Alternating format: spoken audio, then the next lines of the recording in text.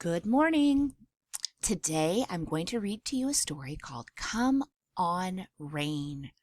I bet you can make a prediction as to what this book might be about. Let's see if you're right. This story is written by Karen Hesse and the pictures are by John Muth. All right, let's get started. Come on, rain. Come on, rain, I say, squinting into the endless heat. Friends, what does squinting mean? Do you see how she has her hand up and she's squinting? It means when you're kind of scrunching up your eyes, almost closed, but still so you can see.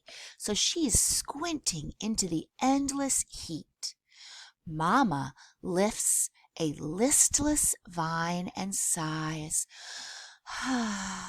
3 weeks and not a drop, she says, sagging over her parched plants. Wow, there are many words in that page that you might not know. Listless. What could that mean? Listless means lifeless or droopy or kind of just really sad. And then she says, parched plants. Think about parched. If you haven't had a drink of water in a long time, you might feel parched. That means really, really thirsty. Her plants are feeling parched.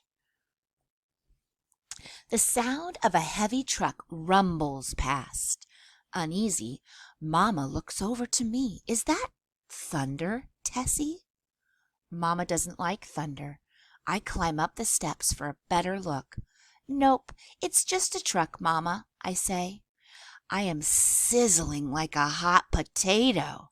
I ask Mama, may I put on my bathing suit? Absolutely not, Mama says.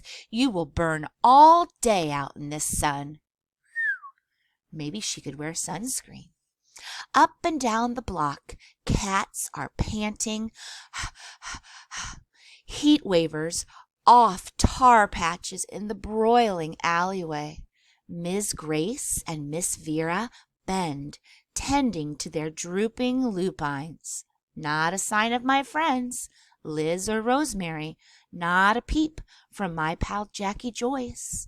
I stare out over rooftops, past chimneys, into the way off distance. And that, friends, is when I see it coming. There are clouds rolling in, gray clouds, bunched and bulging under a purple sky. A creeper of hope circles around my bones. Come on, rain, I whisper. Come on. Ooh, it sounds like Tessie is really hoping for rain. Quietly, while Mama is weeding, I cross the crackling dry path past Miss Glick's window, glancing inside as I hurry by. Oh, can you see her peeking? I see her peeking. Miss Glick's needle sticks on her phonograph, playing the same notes over and over. What's a phonograph? Can you see this, friends? It's like a record player, and it plays music. The smell of hot tar and garbage bullies the air. That means it kind of takes over the smell. As I climb the steps to Jackie Joyce's porch. Jackie Joyce, I breathe, pressing my nose against her screen. Jackie Joyce comes to the door. Her long legs, like 2 string beans, sprout from her shorts. It's going to rain. Put on your suit and come straight over. Now, I'm really wet with sweat because it's super hot. I run back home, slip up the steps past Mama. She is nearly senseless with that sizzling heat, kneeling over a hot rump of a melon.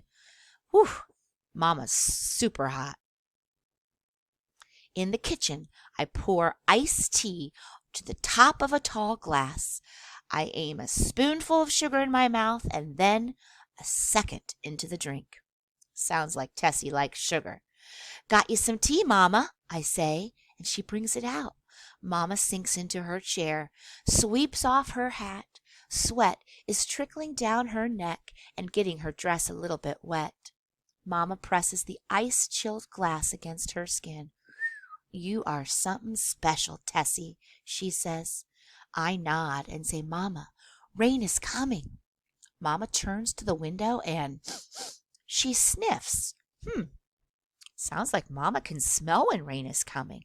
It's about time, she says. Jackie Joyce, in her bathing suit, knocks on her door, and I let her in.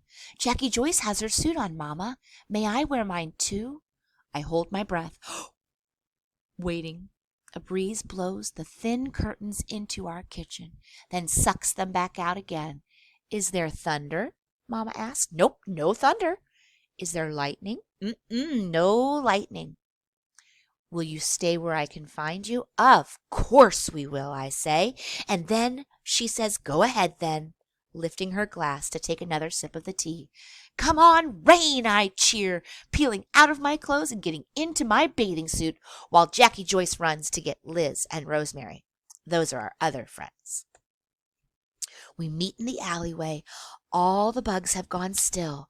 Trees start to sway under a swollen sky. The wind grows bold and bolder and bolder, and just like that, rain comes. The first drops plop down big, making dust dance all around us. Then a deeper gray descends, and the air cools, and clouds burst, and suddenly rain is everywhere. Come on, rain! It streams through our hair, down our backs. It freckles and dots our feet, glazes our toes. We turn in circles, glistening our skin. The rain is, making it wet. Our wide mouths open as we gulp down that delicious fresh rain. Oh my goodness, friends, it looks like they're having such fun. Have you ever danced in the rain? Jackie Joyce chases Rosemary, who chases Liz, who chases me. Wet, slicking our arms and legs, we splash up the block, squealing and whooping in the streaming rain. We make such a racket that Miss Glick rushes out on her porch. Miss Grace and Miss Vera come next, and then, of course, comes Mama. They run from their kitchens and skid to a stop. Leaning over their rails, they turn to each other, smiling from porch to porch, and with a wordless nod, first one, then all, take off their shoes, skim off their pantyhose, tossing streamers over their shoulders. Our bare-legged mamas dance down the steps and join us in the fresh, clean rain, while the music from Mrs. Glick's phonograph shimmies and sparkles and streaks like lightning in the rain. Jackie Joyce, Liz, Rosemary, and I, we grab the hands of our mamas, we twirl and sway, tromping through puddles, romping and reeling in the moisty green air. We swing our wet and wild-haired mamas till we're all laughing and having the best time under the trinkets of silver rain. I hug Mama, and she hugs me back. The rain has made us new, and the clouds move off.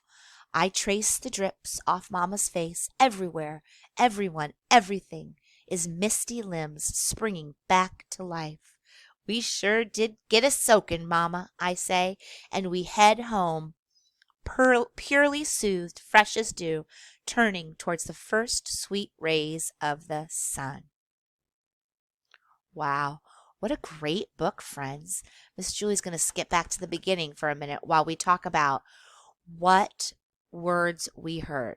Because we heard a lot of new words in that story, didn't we? We heard about listless and parched. Every page has kind of a new word for us to talk about. Remember, listless is like sagging and really just lifeless, and parched means super duper thirsty, right? Let's see about this page. Let's see. Lupines. What's a lupine, friend? Do you have any idea? When the story says that the mamas are tending or taking care of the beds of drooping lupines, lupines means they're plants or they're flowers. So that's another word that we need to remember, lupines. That's right. How about bulging? Bulging. The gray clouds were bunched and bulging. Bulging means growing and growing so much that they're almost ready to explode. Kind of like if you have a water balloon and you're filling it with water and filling it and filling it and filling it and pop! It was so bulging that it exploded. That's right. Let's see if there's any. Oh, we talked about a phonograph, right? Who remembers what a phonograph is? Phonograph is a music maker. You play a record on it and the sound comes out of that big bell, kind of like an instrument with a bell. I bet some of you know an instrument that has a big bell like that. Maybe a French horn or a tuba. All right, let's see here. Oh, I think we're all pretty good with that. You know what? We're going to read this story again on Wednesday, so let's wait with those 4 words for now. We had parched, which means thirsty. We had listless, which means really saggy and droopy and lifeless. We had bulging, which means to grow until it's almost ready to pop. And then we had phonograph, which is like a record player. It makes music or plays music. It doesn't actually make music. It plays the music. All right, friends, we'll revisit this story again on Wednesday, and we'll see if you can remember those 4 words that we talked about, and we'll add some more. All right, have a good day.